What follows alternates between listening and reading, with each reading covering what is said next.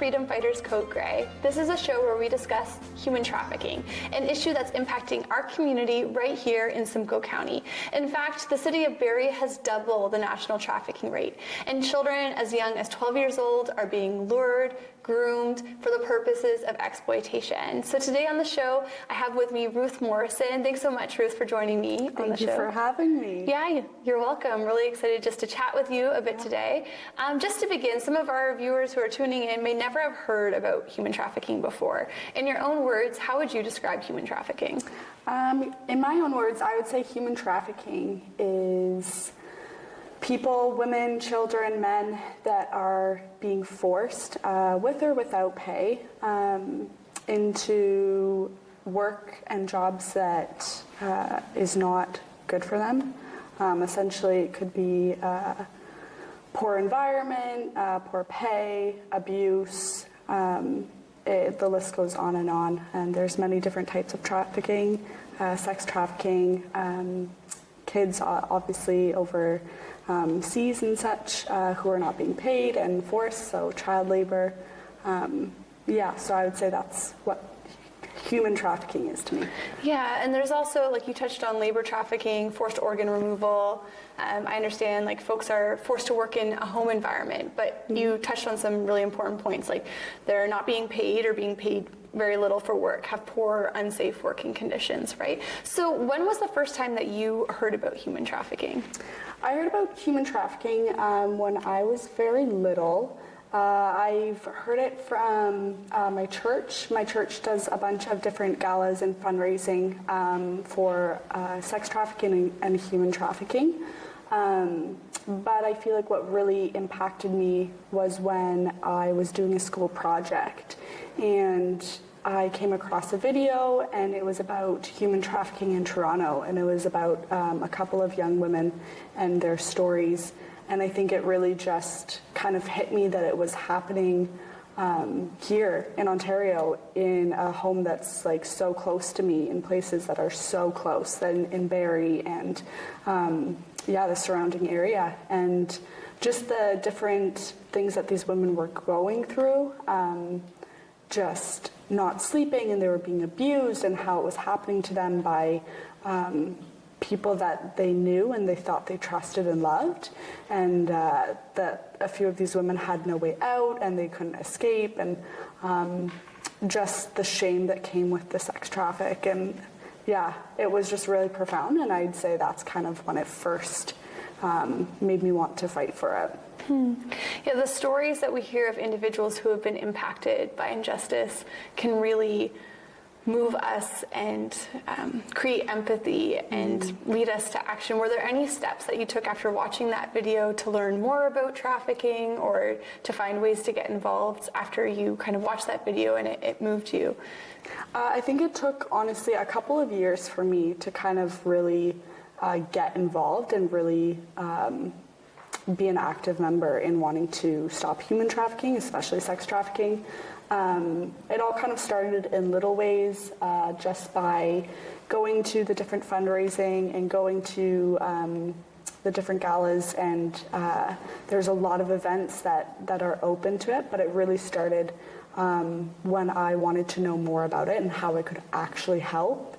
I started to look up Fight for Freedom, because I had a friend who works in the organization, I just really started to look into that and what it would be like to help, and what it would be like to just help women find their worth and value to come out of this. I really like how you just broke down kind of your journey into getting involved and doing something to fight human trafficking, because it can be really overwhelming at first learning this information, and some people might feel like, wow, what can I do, right? Yeah. But you sharing that you went to events and you helped with fundraising initiatives, that's so essential. And then you were continuing to learn more about trafficking. I think that's a really tangible way that people in our community could help support people who have been trafficked and help fight the issue in our communities by raising their own level of awareness and consciousness and going to those fundraising events. Could you explain one of the fundraising events that you've been to? What did it look like? What was there?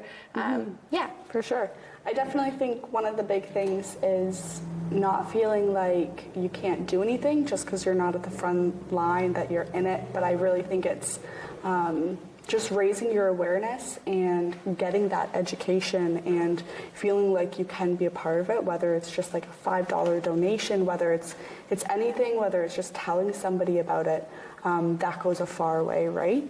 But one of the really big fundraising events that I loved was a gala here. It was an art gala at Emmanuel Berry, and Fight for Freedom put it on.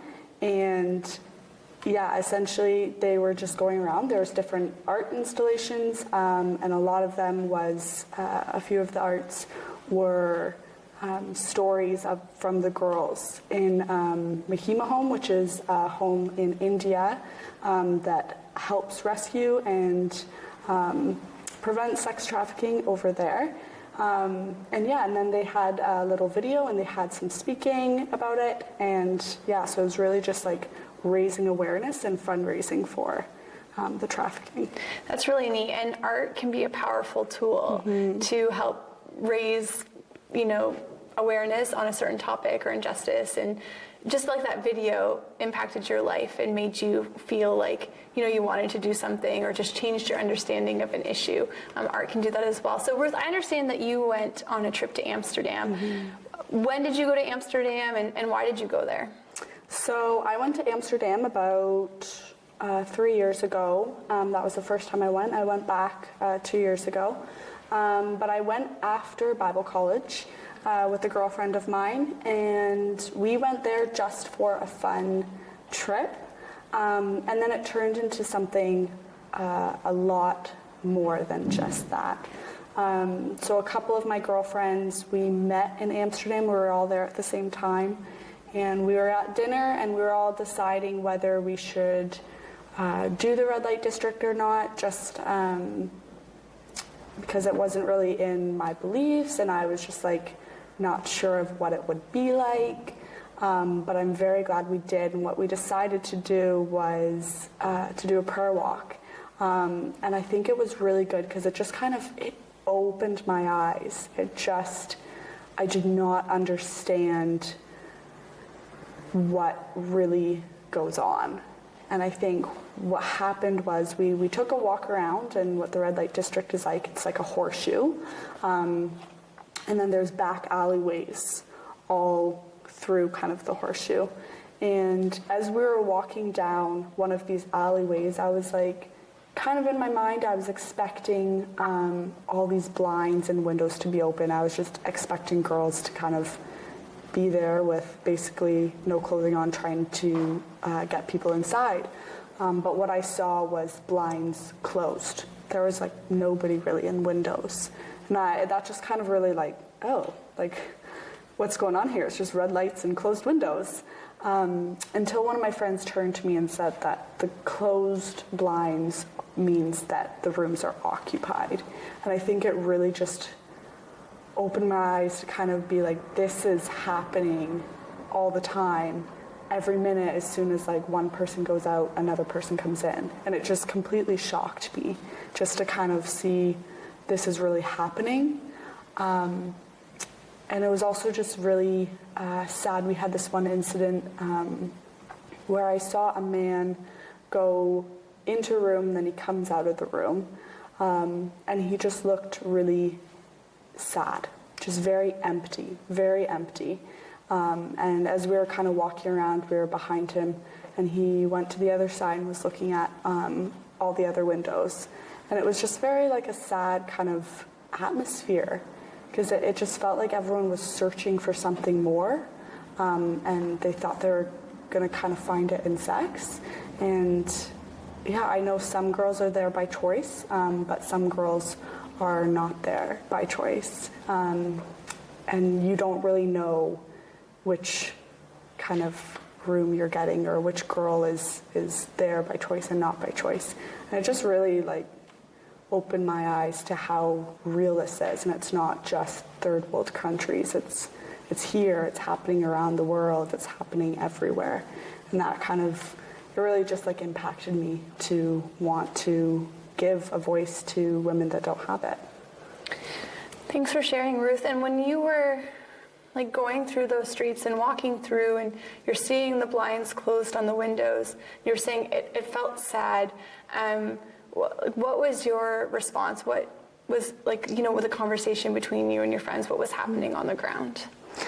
We noticed a lot of, it was a very different, not culture, but I guess you could say culture, because it was all different types of demographic there. It was young, old, couples, boys, women were all around.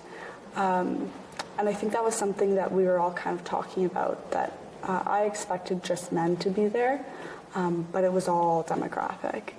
And I think it was just when we were walking by, one of my friends had a sign, and it said, like, "You are loved." It said, like, "We love you." And one woman in the window was just like, "Oh my gosh, like, thank you." Like, she was just being so sweet. And then another woman just closed the blinds. Like, she didn't want to see that.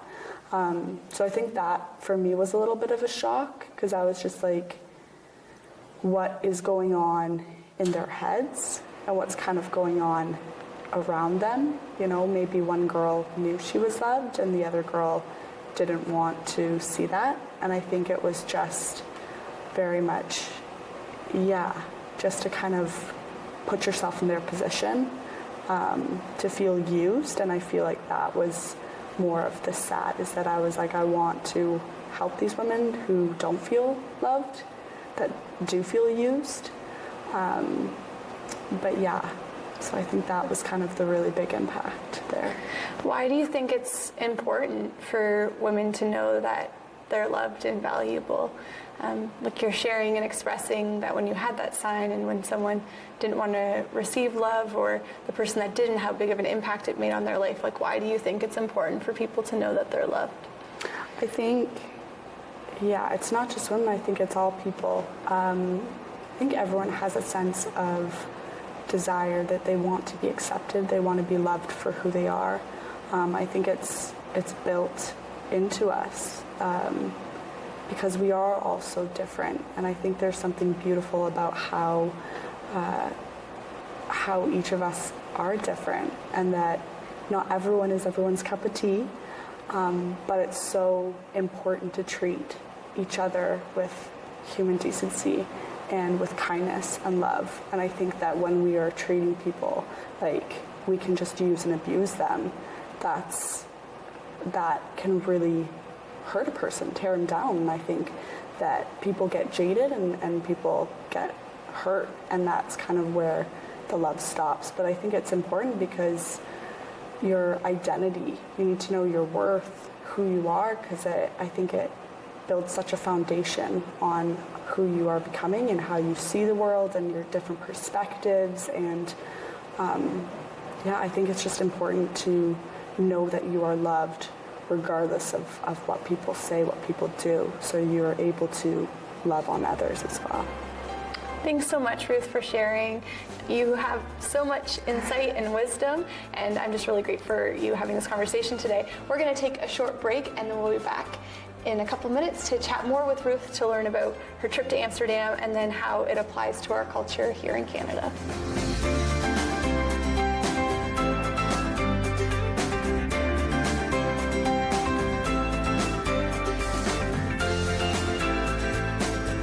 Welcome to Forever, man.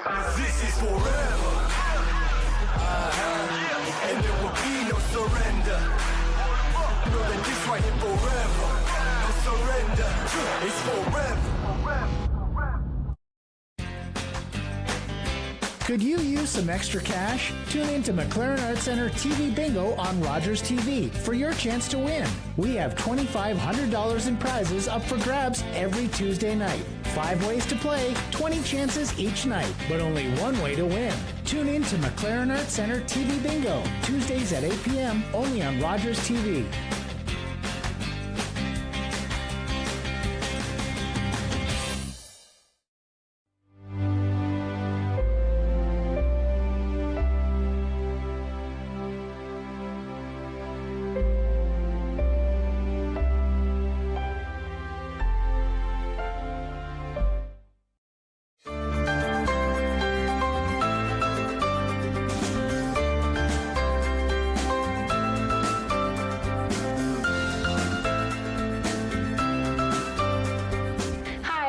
welcome back to Freedom Fighters Code Grey. This is a show where we discuss human trafficking, an issue that's impacting our community. Today with me, I have Ruth, and she's been sharing with me her trip to Amsterdam and just what she learned in that experience. So Ruth, can you just walk us through, what is the red light district? When you walked through it, what are some of the things that you saw and observed? What was happening in that space?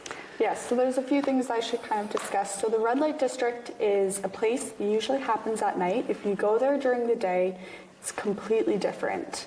So at night, it's all lit up. It's red lights. And there's sex shops, there's a few weed shops, but it's mostly sex shops and women in the windows. And it's a place for men, women, to go pay for sex. So during the day, everything's closed down, so it looks like you're just walking through a street. You could stumble into it and you wouldn't know it's the red light district, but at nighttime, it's packed with people walking. There's women in lingerie in the windows, and men coming in and out of the doors, essentially.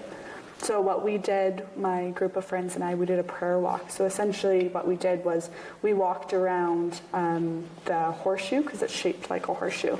And we prayed. We prayed for these women. We prayed for the men.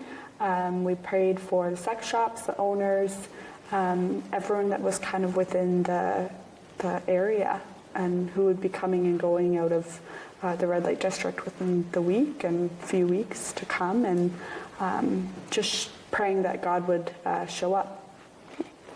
And you mentioned earlier, like in our discussion today, you were talking about how you observed and you had the opportunity to interact with some women, but you also saw men within the space.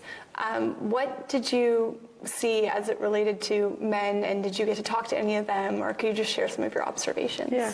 I think that's the thing is, it's not that anybody who is working in sex work or who goes and pays for it, they're not bad people. I genuinely think that there is something good that needs to be loved in each person, and I don't think those traits makes you an awful person.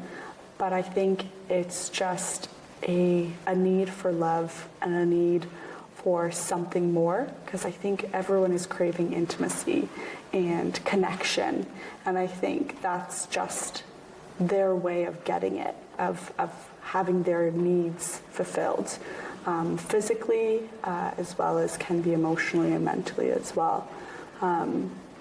That was just kind of something that I noticed in a lot of older men, is that they looked very sad and empty, and it just looked like they were needing like a void filled. Whereas when I saw like some of the younger guys, they were just like joking around, and I don't think they were quite fully like mature in the sense that they understood what was really going on. But yeah, that was just something that I kind of observed within the men there. Well, you've mentioned a couple times, like in the language and the words that you're using, that some of the people in these spaces are there by choice, right? And that it's consensual sex work.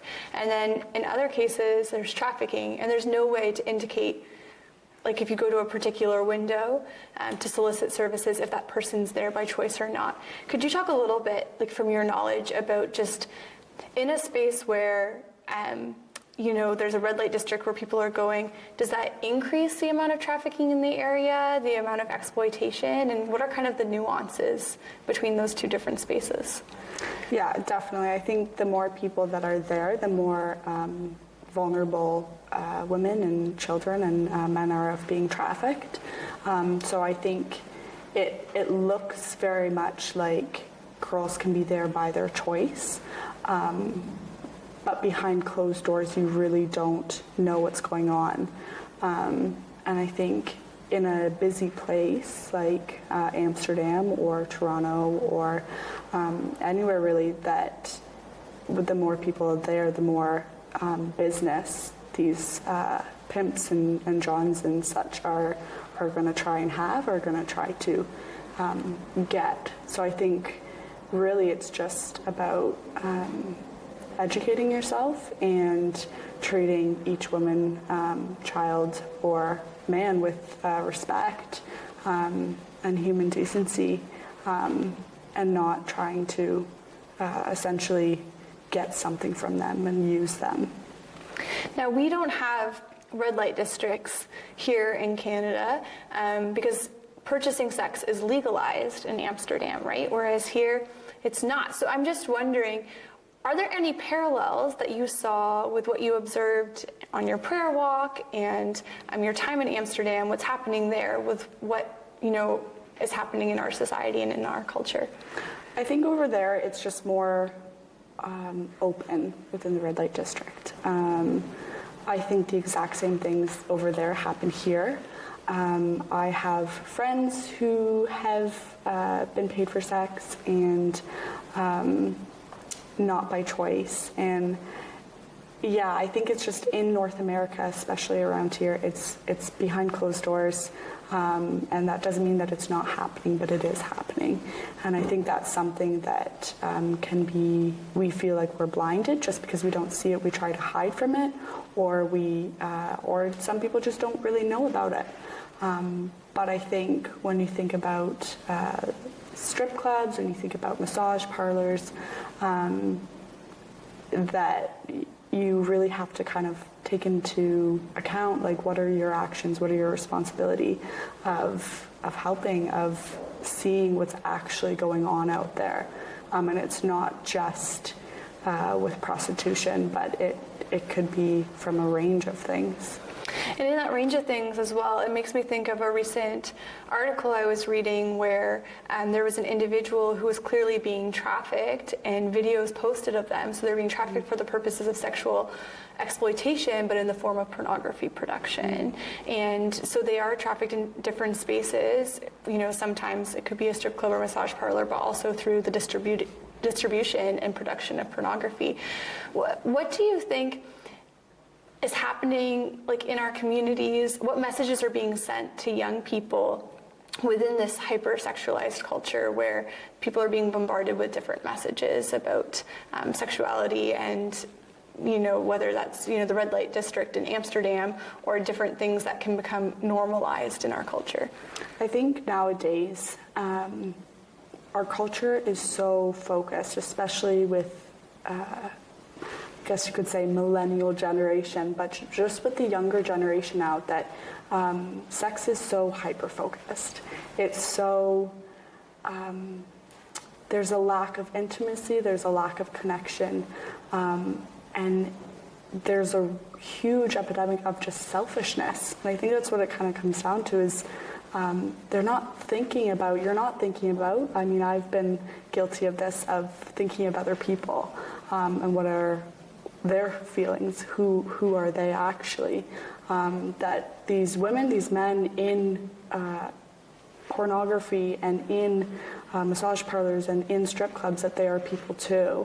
And I think that in our culture, it's just become so desensitized. We've become so desensitized as a culture around sex and what that is doing to people's hearts and how they're hardening them, and bringing it down into, instead of seeing this person as a human person, they're thinking of them as something that they can be used for their needs, for their benefit. And I think it's just increasing and increasing, especially with girls that I have mentored and talked to, just what they go through now in college and in high school, just the hookup culture and how sex, and it can just really lead into sex trafficking. What would you say to young people who are maybe just feeling desensitized to the sexualized culture? Like, maybe they're struggling themselves with a porn addiction, or maybe they've been used in a certain way, or maybe someone has taken a sexual video of them and posted it online, and they're feeling shame or guilt, or that their value and worth has been compromised. Like, what would you say to people who are, struggling in any of those ways? I would say I've been there, and I think I've gone through it, and I understand how hard it is, because that is our culture nowadays, right? Just the hyper focus on sex. And I think what it comes down to is know your worth, know your identity, know who you are and who you're capable of being. That this action or this choice, yes, it had a consequence, but that doesn't mean that that is who you are or who you can be. I think there's so much inside a person, and that you can love them, and that there are people that love you, right? Me just talking to someone that shows that I love them, and I think that what it comes down to is really knowing that you are worth so much and you can do so much more. It's really where you want to be and who do you want to become. Don't let this situation or hurt stop you and pause you. And I understand how hard it is. It's not just some easy thing you can get over. But I think with time and with healing, that working on yourself and who you can be is essentially what I'd say. Are there any resources like books, maybe podcasts, even like community supports that you would recommend to someone who's kind of in that place where they want to, seek support in their identity or having healing within an area of their life where they've experienced hurt from a sexualized culture?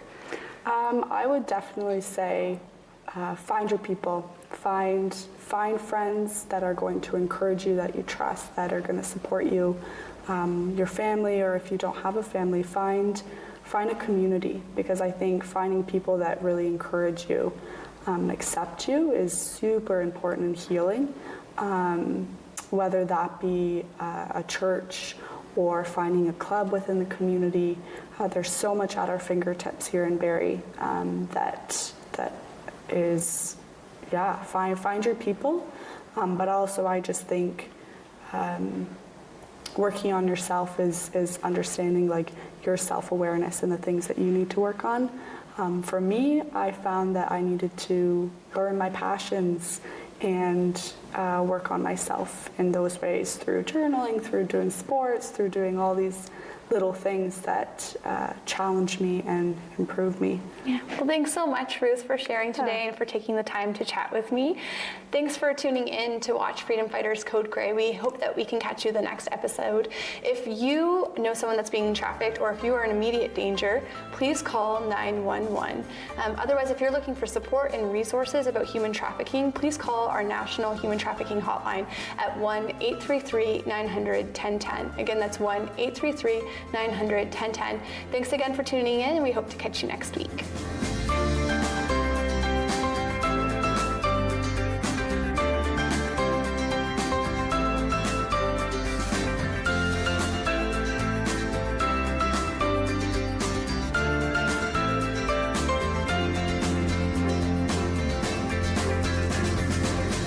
It's the red light district, but at nighttime, it's packed with people walking.